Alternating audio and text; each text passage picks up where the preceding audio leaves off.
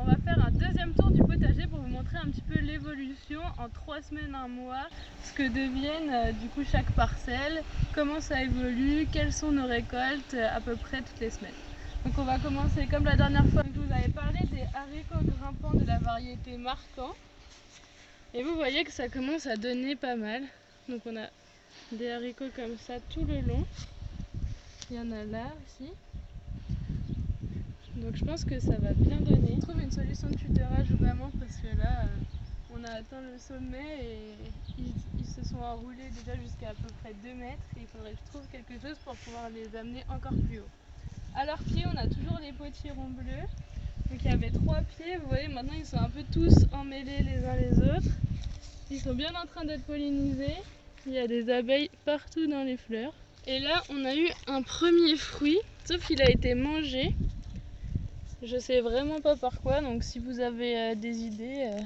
Mais il continue à grossir, du coup je le laisse. Je pense qu'il va cicatriser un petit peu tout seul, il aura une forme bizarre, mais rien de grave. Sinon, vous voyez, je vous avais dit qu'on allait faire grimper contre le grillage d'autres sortes de cucurbitacées. Donc là, je pense que lui, c'est bon, il a été pollinisé. Et vous en avez un second ici, contre le mur. Donc du coup, il tient un appui sur le mur. Et le pied il est parti à l'intérieur. Donc si comme moi en ce moment vous n'avez que des fleurs mâles sur vos pieds de cucurbitacées, n'hésitez pas à faire des beignets de fleurs de courgettes et d'autres cucurbitacées. C'est vraiment délicieux et au moins ça vous permet du coup d'utiliser vos fleurs pour les manger et non pas juste de les laisser faner. Ça vous l'utilisez que si vous n'avez aucune fleur femelle à polliniser en ce moment.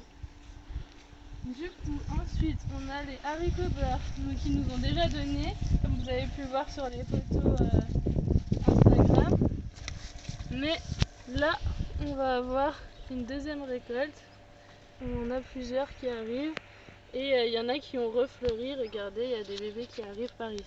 Donc on va avoir une deuxième tournée, si je puis dire, de haricots beurre. Là, on est sur la fin des groseilles, hein, comme vous avez vu dans la vidéo précédente. On avait fait de la confiture avec.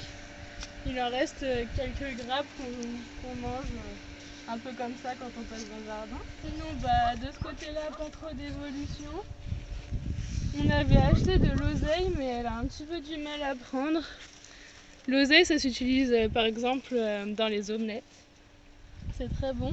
Le reste des aromatiques n'a pas trop évolué. On a juste coupé un peu notre arbre à verveine, on va dire, tellement il est devenu gros. Et on a déjà fait plusieurs bocaux qu'on fait sécher en ce moment. Donc n'hésitez pas, vous aussi, si vous avez des quantités vraiment importantes, à faire sécher vos plantes aromatiques. Donc là, du coup, comme je vous disais, c'était nos plantes de pâtisson qui avaient muté. Donc ils nous ont donné quand même beaucoup de fruits. Je sais pas trop ce que ça va donner en termes de goût. Je vous avoue qu'on n'a pas encore goûté. Je vous montrerai les récoltes et ce que ça donne. Mais ils poussent bien. Par contre, vous voyez que les pieds, avec ces changements de température, commencent à être atteints par l'oïdium. Donc je vous ferai peut-être une vidéo sur comment traiter l'oïdium d'ici quelques semaines. Ou au moins, si c'est enrayer la propagation, parce que ça peut pas, on peut plus faire partir le champignon. Par contre, on peut stopper sa propagation aux autres feuilles pour permettre aux plants de se développer correctement. Ici, on a des petites courgettes rondes de Nice. Toujours, hein. Ils nous donnent bien. Et les pieds qui donnent le plus jusque là, c'est vraiment les courgettes jaunes. Ça, c'est indéniable. On a déjà eu vraiment beaucoup. Amboisier, nous, ça commence à être vraiment la belle période. Donc là, ils vont vraiment bien donner. On en a récolté hier et vous voyez qu'il y en a encore qui sont à récolter ici. On passe à une autre parcelle, donc de tomates. Alors le souci, vous saviez qu'au bas de cette parcelle, on avait le petit melon.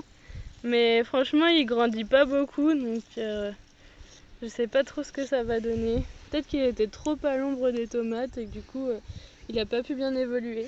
Mais sinon, les tomates en elles-mêmes, elles évoluent vraiment très bien. On commence à avoir des récoltes, à peu près 4-5 tomates tous les 2 jours. Donc ça commence à être une production qui s'intensifie. Et après, quand on sera vraiment dans le rush des tomates, on pourra en faire un peu tout ce qu'on veut. Tomates séchées, coulis, etc. Donc vous voyez que ça commence à bien donner. Toujours, je vous parlais la dernière fois des F2. Vous voyez qu'il y a quand même de belles tomates qui arrivent. C'est vrai qu'il n'y en a pas encore de rouge, donc je peux pas vous dire quel goût ça a. Mais ça donne bien. Et puis là, des tomates olivettes qui vont être prêtes à ramasser. Toujours au pied, on a les salades. Et puis on a aussi des petits pieds de melon. Donc vous voyez bien l'évolution, ça grandit, pareil ici. Toujours les pieds de tomates qui grandissent bien. Maintenant ils arrivent à une hauteur, la dernière fois je vous disais il me semble 1 mètre. Là je pense qu'en 3 semaines ils ont dû prendre au moins 50 cm. Vous avez toujours les tomates Valkyrie qui nous donnent bien, qui noircissent. Bientôt ce sera la récolte des oignons. Vous voyez que quand les oignons se couchent, comme c'est le cas là-bas, et que environ les 3/4 des feuilles sont sèches, vous allez pouvoir les enlever.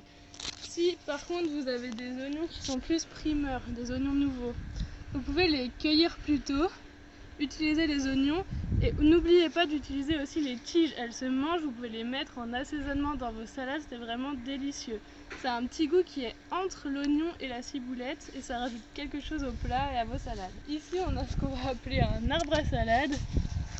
Alors nous on trouve ça vraiment très joli et on le laisse du coup pour récolter les graines. Donc on attend que ça fasse un petit peu des plumeaux, je sais pas si on peut voir, ici peut-être. En fait ça va faire plein de petits poils comme ça. Et quand ils seront tous ouverts avec des petits poils, il y a des graines qui vont apparaître et qui nous permettront de récupérer des graines de salade. Mais bon, je pense que je vous ferai aussi une vidéo à ce sujet. Ici, on a des tomates marmandes qui poussent vraiment bien. Et un ami m'avait donné des tomates cerises. Et il m'avait dit que ces pieds-là, c'était des tomates cerises. Mais franchement, ça n'a pas l'air d'être des tomates cerises. Donc on verra ce que ça donne. Donc pareil, toujours en bonne évolution, on va en avoir tout au long de la saison et jusqu'en arrière-saison. Donc ça a vraiment bien grandi. Sur la dernière planche de tomates que j'ai mis en culture, on a les tomates qui commencent à apparaître. Donc ça c'est vraiment les dernières tomates que j'ai plantées tout au long de cette culture. Et ce qu'on préfère nous, c'est des tomates cerises, vous savez, les poires jaunes. Et là, sur nos pieds, on a les petites poires jaunes qui commencent à arriver, voire même le pied là-bas, je sais pas si on voit. Mais vraiment elles sont très évoluées. Toujours au pied, vous avez les petits pieds de melon. Et ici je vous avais parlé d'un pied de concombre, mais en fait, avec l'évolution, il me semble que c'est plutôt qu'on m'a vendu un concombre, mais en fait c'est un cornichon. Parce que regardez, vous en avez un ici de cornichon, vous en avez deux là, vous en avez ici 1, 2, vous en avez 2 ici aussi. Il faudrait bien qu'on nous ait menti, que ce ne soit pas des concombres mais plutôt des cornichons. Mais bon, c'est pas plus mal parce que du coup je pourrais vous faire des bocaux de cornichons, comment les conserver, ça peut être vraiment intéressant. Derrière, du coup, on a les courges. Donc les courges, vous voyez, il y en avait une ici, une petite orange que j'avais pollinisée avec vous. Et en fait, elle ne grandissait absolument plus. Et le pédoncule s'était vraiment durci. Donc je l'ai enlevé.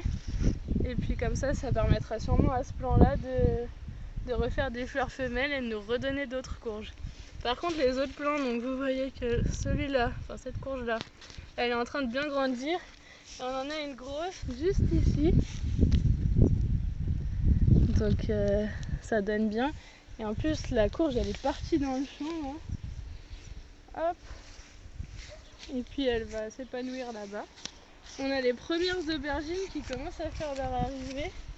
Donc vous voyez que là la fleur elle a été pollinisée, que ça commence à faire une petite aubergine. C'est des aubergines blanches, on voit juste la trace de la bébé aubergine dedans.